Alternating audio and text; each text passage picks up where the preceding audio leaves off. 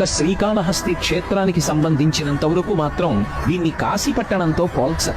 దీనికి పేరేమి అంటే దక్షిణ కైలాసము. దక్షిణ కైలాసమే శ్రీకాళహస్తి పట్టణము.